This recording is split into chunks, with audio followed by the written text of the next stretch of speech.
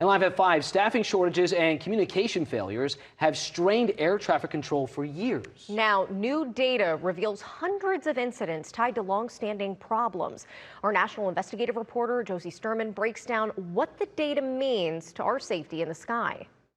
Runway 28 right, taxi via Alpha. When you're playing traffic cop for airplanes across the nation, United 827 Academy Ground Information, Julia Carnivaz, we have it. people like Matthew Schofield know you leave very little up in the air.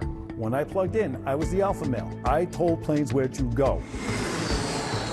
He spent decades as an air traffic controller. Now he's at Nashua Community College, where a team is gearing up to teach the next generation of controllers, using a simulator to train for any future scenario they could experience. So God forbid this does happen in real life. Again, you got that tool in your box. Hopefully you use it. It's a critical lesson at a time when mistakes and problems in the real world have put aviation safety under an intense microscope. That scrutiny started in January with the deadly crash that killed 67 people at Washington, D.C.'s Reagan National. The tragedy shining a harsh spotlight on air traffic controller shortages.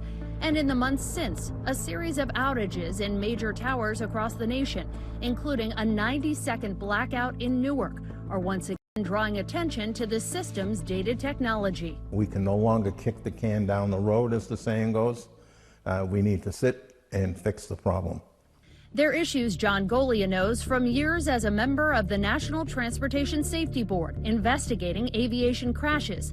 Now he's seeing them again, looking at the findings of our national investigation, which examined NTSB reports and data dating back to 2010. Time to deal with it. In that time frame, our team found the agency investigated at least 135 accidents or incidents where air traffic control was listed as a cause or contributing factor. Those include close calls as well as mid-air or runway collisions, at least 40 where people were killed. But there's negligence on the part of many of our so-called leaders that have seen these problems and not addressed them. Problems that have also been highlighted again and again in stunning reports to the Aviation Safety Reporting System, which allows pilots and air traffic controllers to confidentially log safety incidents with the government. In the last 15 years, our team found more than 18,000 reports involving air traffic control. And that's just an indication of, A, the system is overloaded. Pushed to its limits, with pilots reporting being forgotten by air traffic control in busy traffic as they headed straight toward a mountain, and a plane forced to go around seconds before landing after hearing another flight cleared for takeoff, with the tower asking, "I forget, did I clear you to land?"